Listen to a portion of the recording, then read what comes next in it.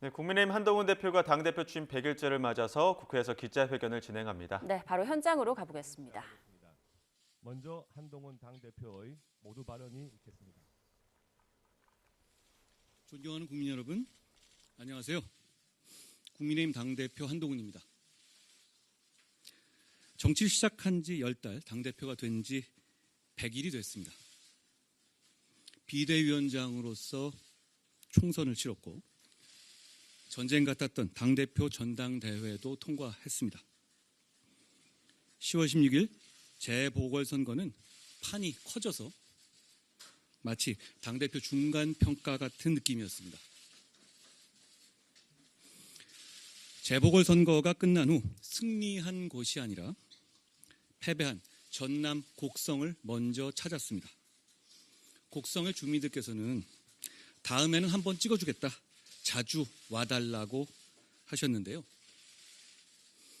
보수여당의 대표가 곡성을 찾아간 것이 대한민국이 시작된 이래 처음이었다고 합니다.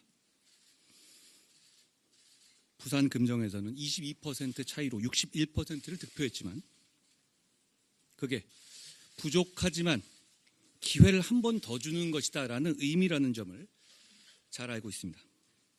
인천 강화에서는 북한 대남 방송 등의 삶의 문제를 해결하라는 주민들의 명령을 받았습니다.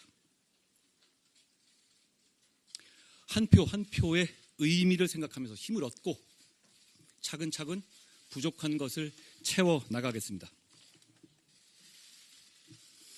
우리는 변화를 시작한다. 저의 당대표 취임 일성이었는데요. 민심에 반응하고 더 유능해지고 외연을 확장하라는 것이 국민과 당원의 명령이었습니다.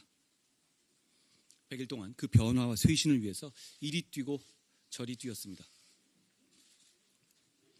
지난 100일 민생정치, 대한민국의 우상향, 청년정치, 정치개혁하자고 소리 높였습니다. 가장 많이 얘기하고 힘을 준 것은 여야 의정협의체 등 의료 상황의 해결에 관한 것이었죠. 이보다 더 시급한 민생이 있을까요? 어제 정부가 의대생의 휴학 승인을 대학의 자율에 맡기겠다면서 전향적인 입장을 내놨습니다. 겨울이 오고 있습니다. 여야 의정 협의체에 참여하는 의료단체가 더 많아지기를 기대합니다. 끝까지 노력하겠습니다. 금투세 폐지를 집요하고 강하게 얘기했습니다. 찬반 여론도 그동안 강행해서 폐지로 바뀌었고 바로 어제 우리 당정이 금투세 폐지를 발표하자 주식시장이 즉각 긍정적으로 반응했습니다. 더불어민주당도 더 미룰 수 없을 것이라고 생각합니다. 격차를 줄이고 기회를 넓히자는 목표로 격차 해소 특별위원회를 출범시켰습니다. 성장을 위해서 현재의 삶을 희생하자는 것이 아닙니다. 성장을 통해서 복지를 확대하고 복지가 생산에 기여하는 생산적 복지를 해야 합니다. 그러기 위해서 상승경제와 대한민국의 우상향이 필수적입니다. 반도체와 AI 인프라, 국가 전력망의 확충 등으로 대한민국을 우상향시키자는 저희 주장도 결국은 파이를 키우고 좋은 일자리를 만들어서 국민 개개인의 삶의 우상향에 기여하자는 겁니다.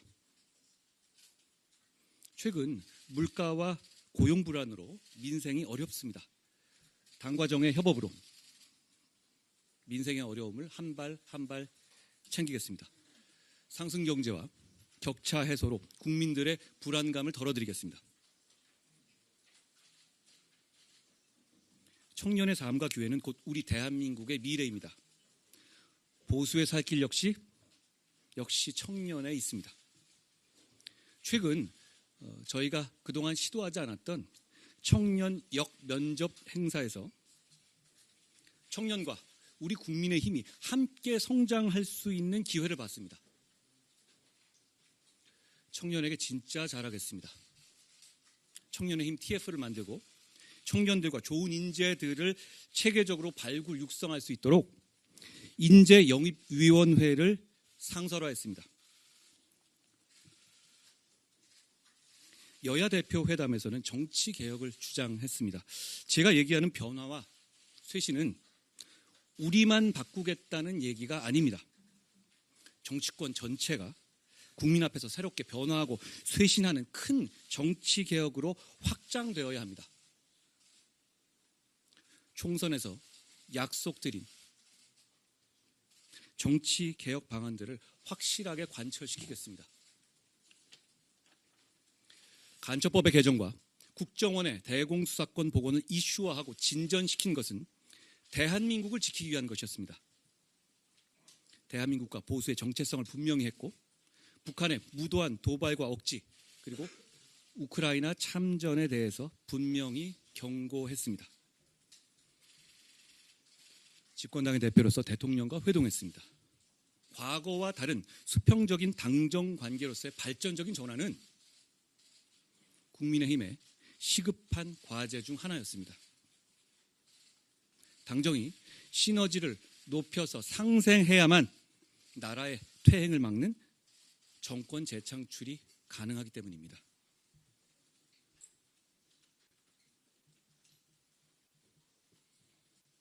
저는 우리 윤석열 정부가 성공한 정부로 남기를 누구보다도 바라고 있습니다. 그래서 정권을 재창출해야 하고 반드시 그래야 한다는 무거운 책임감을 느끼고 있습니다. 지난 2년 반 동안 우리 정부는 한미동맹을 생산적으로 복원해냈고 한일 관계를 미래지향적으로 개선했습니다.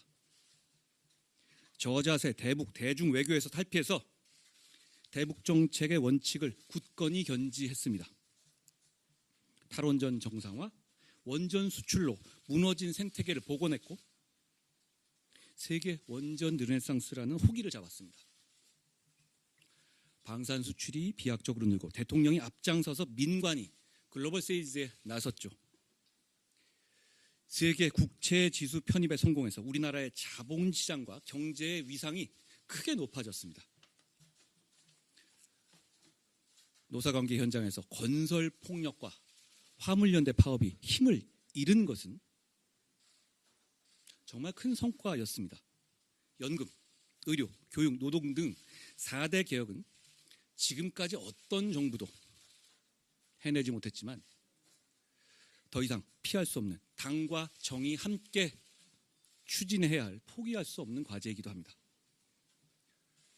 다만 이런 개혁의 성과들이 그리고 과제들이 몇몇 상황들에 대한 국민들의 실망과 우려에 가려져서 제대로 평가받지 못하고 있는 것이 안타깝습니다. 그런 우려와 실망을 해결하고 극복하지 못한다면 개혁 추진은 어렵습니다. 역설적으로 그런 우려와 실망을 해결하고 극복한다면 개혁 추진은 정말 제대로 힘을 받을 수 있을 겁니다. 우리에게는 2년 반이 남아 있습니다. 무엇이든 할 수 있는 시간이고 그 2년 반의 당과 정의 성과가 다음 정권의 향방을 좌우하게 될 겁니다. 제대로 평가받고 그에 터잡아서 개혁의 동력을 키우기 위해서는 겨울이 오기 전에 11월에 먼저 매듭지어야 할 것들이 있습니다. 첫째, 여야 의정을 통해서 의정 갈등을 풀고 의료 공백에 대한 국민들의 불안감을 해소시켜드려야 합니다. 추위가 찾아오면 의료 수요가 폭증하죠. 지금 풀지 못하면 그야말로 파국이 올 겁니다. 둘째, 발상을 전환하고 변화하고 쇄신해야만 야당의 헌정 파괴 시도를 막아낼 수 있습니다. 그 기준은 민심입니다. 최근 드러난 문제들을 비롯해서 국민들께서 우려하시는 지점들에 대해서 과감하고 선제적으로 해결책을 제시하고 관철할 수 있어야 합니다.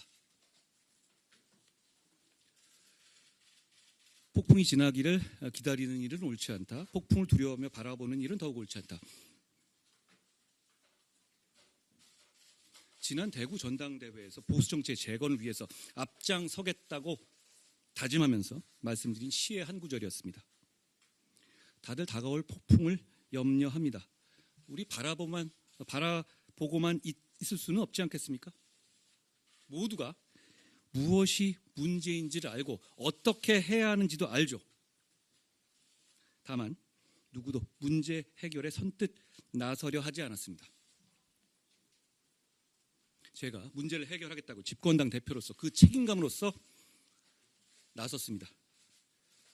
여러분, 뭉치고 단결하겠습니다. 다만 문제를 방치하기 위해서가 아니라 문제를 해결하기 위해서 뭉치고 단결하겠습니다. 더불어민주당에게도 분명하게 요구합니다. 첫째, 여야의정 협의체 참여에 대한 분명한 입장을 대표가 직접 밝혀야 합니다. 지금 국면에서 의료 상황의 해결은 가장 중요한 민생이고 또 민생입니다. 여야의정협의체를 가장 먼저 언급했던 민주당이 이제 와서 시기상조다라고 하는 것은 민생을 포기하고 국민의 건강과 생명을 외면하는 것입니다. 국민의 건강을 정략적으로 볼모 삼아서는 안 됩니다. 둘째, 북한이 러시아를 위해서 파병하고 참전했습니다. 세계 평화를 위협하는 북한의 무도한 행위에 대해서 민주당은 명확하고 공식적인 입장을 밝혀야 합니다. 민주당은 국정원 고문기술 전수다라는 황당한 말 대신에 북한 참전에 대해서 우리 정부를 향해서 말고 북한을 상대로 한 입장을 밝혀야 합니다. 셋째, 대표의 범죄 혐의에 대한 방탄을 위해서 헌정 위기를 조장하고 사법 시스템을 난도질하는 폭력적인 정치 행태를 중단해야 합니다. 그 어떤 개인도 시스템 위에 있을 수 없고 그래서도 안 됩니다. 사법 시스템을 전복하는 것은 나라의 근간을 무너뜨리는 것입니다. 국민의힘이 국민과 함께 막을 겁니다. 제가 앞장설 겁니다. 우리 국민의힘은 지금 절체절명의 위기 상황입니다. 지금 위기를 해결하고 문제를 해결하고 극복하지 못하면 우리에게 다음은 없습니다. 정권 재창출의 주체가 국민의 힘이 되려면 우리 모두가 문제 해결의 주체가 되어야 합니다. 우리 모두가 진정으로 사는 길이고 전체주의적인 선동 세력을 극복하고 대한민국이 마침내 사는 길입니다. 토지개혁과 한미상호 방위조약을 이끌어낸 이승만 대통령, 중공업화로 지금의 산업화를 이루어낸 박정희 대통령, 금융실명제로 부패 사슬을 끊어낸 김영삼 대통령은 우리 당의 역사에 자랑스럽게 새겨져 있습니다. 보수의 긍지와 자부심을 바로 세우는 부끄럽지 않은 정치 하겠습니다. 애국심과 도전 정신으로 국민의힘의 중단 없는 변화와 쇄신을 이끌어가겠습니다. 그렇게 우리 당에서 시작된 변화와 쇄신은 낡고 부패하고 국민들로부터 외면받는 정치판 전체를 개혁하는 신호탄이 될 것이라고 믿습니다. 고대부터 현대까지 정치에 싸움이란 게 없었던 적은 한 번도 없었습니다. 앞으로도 우리 국민의힘은 국민을 위한 싸움이라면 주저하거나 몸살이지 않겠습니다. 다만 그 과정에서 나라와 국민을 위한다는 명분을 잃지 않겠습니다. 나라와 국민을 위한다는 그 명분을 잃지 않는다면 진정한 통합과 포용의 길로 가는 과정이 될 것입니다. 그러나 우리의 진짜 목표인 나라가 잘 되게 하는 것, 국민이 잘 살게 하는 것에 더 집중하겠습니다. 그러기 위해서는 우리가 추진하고 있는 상승 경제와 격차 해소를 선순환시켜야 합니다. 우리가 상승경제 7법 AI 산업 집중 지원을 통해서 성장을 추구하는 것은 과거처럼 미래를 위해서 잘될 놈에게 투자한다라는 의미가 아닙니다. 산업혁명에 비견될 만한 AI 혁명에 지금의 흐름에 올라타서 과거 고도성장기와 같은 성장을 이루어내고 그 성장의 과실을 현재의 우리 모두를 위한 복지에 쓰자는 겁니다. 성장 자체가 목표가 아니고 성장의 과실로 현재의 우리 모두를 위한 복지 증진을 이뤄내야 합니다. 그것이 우리 모두 다 같이 더 많은 가치를 누릴 수 있는 길, 다 같이 사회로 가는 길입니다. 마음을 다해서 끝까지 하겠습니다. 100일 동안 지켜봐 주시고 격려해 주신 국민들과 당원들께 고맙습니다. 비판해 주신 분들께도 감사드립니다. 오감을 뵙는 시민들께서 저에게 요새 힘들죠? 힘내세요 라는 말씀 참 많이 하시는데요. 정치인이 국민 걱정해야 하는데 국민이 정치인 걱정하시게 하는 것 대단히 죄송하게 생각합니다. 사실은 지금 여러 가지로 국민 여러분께서 힘드신 것을 잘 압니다. 국민 여러분께서 힘내십시오. 고맙습니다. 예, 다음은 질의응답에 있겠습니다. 질의를